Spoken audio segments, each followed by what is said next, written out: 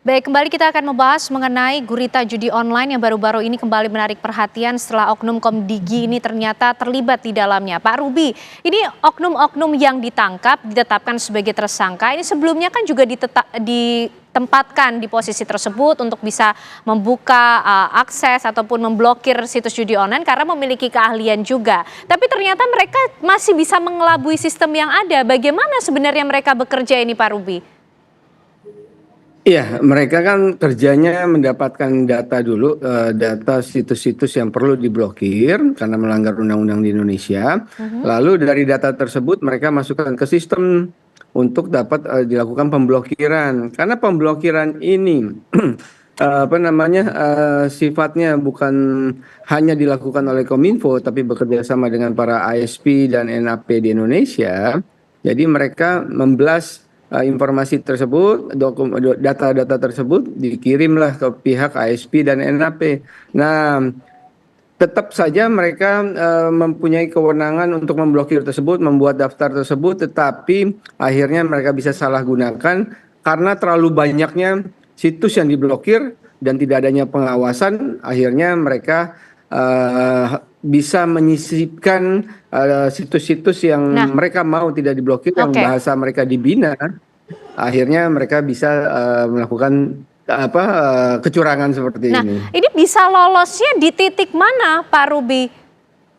Teknisnya seperti apa? Ya, itu tadi terkesan ataupun sepertinya kemungkinan besar tidak adanya pengawasan. Jadi mereka hanya diberikan kewenangan, diberikan sistem, lalu melakukan pemblokiran, tapi tidak ada yang mengawasi apakah mereka sudah memang benar memblokir situs-situs yang udah dalam daftar tugas mereka. Nah, karena tidak ada yang mengawas, akhirnya mereka lama-lama paham bahwa ini tidak ada yang mengawasi dan mempunyai celah untuk mereka bekerja sama dengan bandar judi online. Akhirnya mereka tergiur lah, ataupun mereka juga bisa saja melakukan dihubungi ataupun melakukan komunikasi para bandar judi online tersebut untuk bekerja sama seperti hal ini. Oke, Pak Cucun, kalau dari penjelasan Pak Ruby tadi secara teknis mekanisme bagaimana oknum-oknum ini bekerja dan ternyata masih bisa lolos juga karena tidak ada pengawasan internal, masih ada celah ternyata Pak Cucun. Lalu bagaimana sistem yang harus dibangun lagi untuk mengawasi mereka? Tadi kan saya sampaikan, kalau masih pakai manpower, ya ini pasti moral hajat akan terjadi. Tapi saya punya keyakinan sekarang ya, orang nomor satu yang memimpin di Komdigi ini kan dulu pimpin Komisi 1, itu sahabat saya Bu Mutia. Kalau sudah menggurita seperti ini, memangkas bukan yang 10 orang itu. Dalam satu satker di Kominfo atau Komdigi yang diberikan kewenangan itu harus ditebas habis, karena menggurita seperti ini, seperti disampaikan Pak Amin tadi, ini bukan barang baru di Republik kita ini. Kalau menghabiskan, mematahkan itu ya, bila perlu rekrutmen dengan tadi, kalau misalkan masih diberikan kewenangan, dia menggerakkan sistem yang ada ini, harus betul-betul ada efek jerak kalau dia terjadi moral hazard. Karena harus disadarkan ke semua, mereka tangan dia itu menggerakkan, men-screening, kemudian juga menganalisis, itu akan berefek berakibat kepada masalah sosial yang besar, masalah negara yang besar. Berikan di sana reward yang besar, bukan hanya dipercayakan kepada orang yang sedikit cuma rekrutmen ini tenaga honorer saja. Jadi nggak bisa sekarang ini kalau misalkan kita main-main. Saya jauh-jauh hari, saya ulang lagi, ketika dialog itu menyampaikan kalau negara punya keinginan, negara punya kemauan. Ingat, beberapa negara itu mampu memblokir, bahkan tidak bisa masuk satu sistem aplikasi ke negaranya. Makanya keyakinan saya, harapan saya ini, di bawah kepemimpinan sahabat saya Mutia, dia selalu concern terhadap Kominfo dulu. Dia paham bagaimana menghadapi mitranya. Sekarang sahabat saya ini ada di dalam, menjadi orang nomor satu di sana.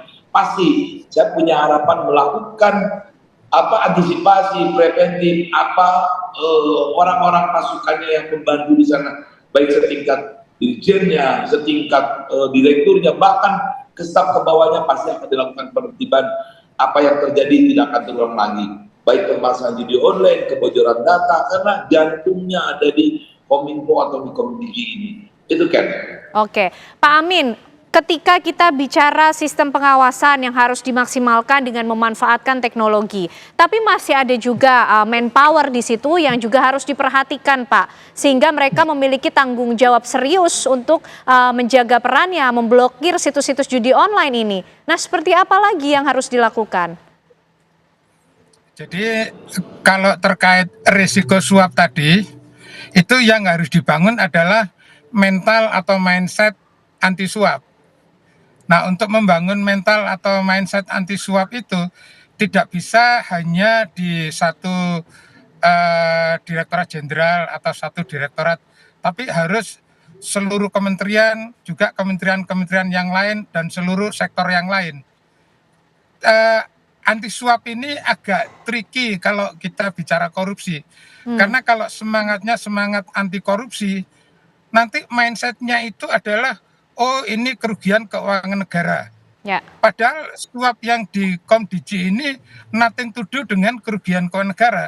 Jadi problemnya adalah problem mindsetnya itu nggak paham bahwa suap ini yang harus dimusuhi, suap yang harus diberantas. Jadi itu yang harus dibangun. Kalau kata Pak Prabowo, korupsi kan di semua level. Kalau dulu kata Pak Harto, korupsi di semua level dan di semua sektor. Nah, kalau dilihat korupsinya, kalau dari Komdiji, itu kan korupsinya bentuknya suap. Karena itu semangat anti suap harus dibangun di semua level, di semua sektor. Jadi kalau semangat anti suapnya sudah muncul, nanti kira-kira akan jauh lebih tahan dari menghadapi suap-suap tadi. Kalau misalnya hanya mengandalkan, oh ini pengawasan oleh atasan langsung, atau pengawasan oleh pengawasan internal. Kalau saya sebagai bandar judi online, saya cari atasan langsungnya siapa, pengawasan internal siapa, saya suap aja mereka, supaya mereka ada di pihak saya gitu.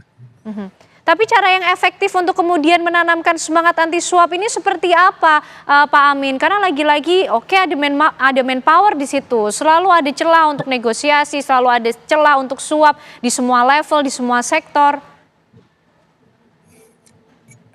Pertama pasti ada kebijakan ke depan kita tidak boleh terlibat suap. Nah, kebijakan itu ada nggak? Kalau sudah ada, harus ada edukasi ke personel. Kalau edukasi sudah, kemudian harus ada komitmen ke personel. Kalau komitmen sudah, harus ada monitoring compliance terhadap semua itu. Terus kalau itu sudah, harus ada investigation and punishment untuk yang melanggar. Nah, proses ini harus dilakukan seluruhnya. Jangan sampai begini, kebijakannya, edukasinya semuanya anti korupsi. Tapi pemahaman korupsinya itu selalu korupsi itu kerugian keuangan negara. Jadi kalau suap nggak apa-apa, jangan sampai terjadi begitu. Jadi dimulai dari kebijakan, edukasi, komitmen, monitoring compliance, kemudian investigation dan punishment. Nah ini kan case ini sudah sampai ke tahap investigation. Secepatnya punishment harus diberikan. Kalau nunggu perkaranya inkrah, publik nanti akan melihat begini, yang bisa memberikan punishment itu hanya penegak hukum. Manajemen kementerian ternyata tidak bisa. Nah ini harus dibuat manajemen kementerian itu harus bisa mempanis dia sesegera mungkin. Punishment-nya kan bukan dipenjarakan, tapi dipecat. Oke, baik. Pak Ruby, sistem bagaimana juga yang kemudian efektif manjur nih untuk melakukan pengawasan internal ketika manpower yang ditaruh di situ ternyata lagi-lagi masih ada celah untuk disuap. Artinya perlu ada pemanfaatan teknologi yang maksimal, dibangun saja sistem, diganti saja dengan sistem manusia-manusianya ini sehingga tidak ada celah lagi untuk disuap? Iya, kebetulan untuk kasus judi online ataupun teknik pemblokiran judi online di Indonesia belum bisa digunakan secara sepenuhnya menggunakan sistem. Karena masih bahkan tidak hanya bisa dilakukan oleh Komdiji aja, tapi harus melibatkan beberapa pihak, yaitu internet service provider dan juga network access provider di Indonesia. Karena sifat internet di Indonesia itu distributed secara langsung pada pihak swasta, tidak langsung ke pemerintah. Nah, untuk itu tidak ada satu sistem yang otomatis bisa melakukan itu semua untuk case pemblokiran judi online di Indonesia. Tetapi yang bisa dilakukan saat ini ataupun dengan sistem yang ada itu mestinya ada layering terhadap proses pemblokiran, ada yang mengeksekusi, ada yang mengawasi, ada yang memverifikasi untuk kedua kalinya, sehingga semua proses itu benar-benar dilakukan oleh pihak yang operator, tetap yang tanpa ada celah dia bisa membuat celah-celah untuk adanya suap seperti ini. Nah, celah-celah ini ada kan dikarenakan salah satunya tidak adanya pengawasan ternyata. Nah, pengawasan ini mestinya benar-benar bisa diterapkan. Untuk sistem yang ada saat ini menurut saya dengan case yang seperti ini cukup dengan pengawasan yang optimal kepada sistem pemblokiran tadi, kepada sistem wewenang tadi. Hari ini atau kemarin kan kita dengar Ibu Menteri sudah juga menyampaikan atau membuat instruksi Menkominfo nomor 2 tahun 2024, di mana pelarangan itu baru mulai muncul apa saja yang nggak boleh dilakukan oleh pegawai-pegawai di Kominfo. Nah, itu udah sangat jelas. Nah, tinggal enforcement-nya, lalu pembinaan ataupun pengawasannya itu yang jauh lebih penting untuk bisa diterapkan. Begitu, Mbak. Oke, baik, kita tentunya masih menunggu komitmen dari berbagai pihak yang terlibat. Ini tidak hanya manpower, tapi juga pemaksimalan teknologi dan sistem pengawasan yang lebih ketat lagi untuk sama-sama memberantas judi online ini. Terima kasih Pak Ruby Alamsyah, Pak Amin, Pak Cucun, malam hari ini sudah bergabung bersama kami di Apa Kabar Indonesia Malam. Sehat selalu semuanya. Selamat malam, Bapak-Bapak. Selamat malam. Terima kasih.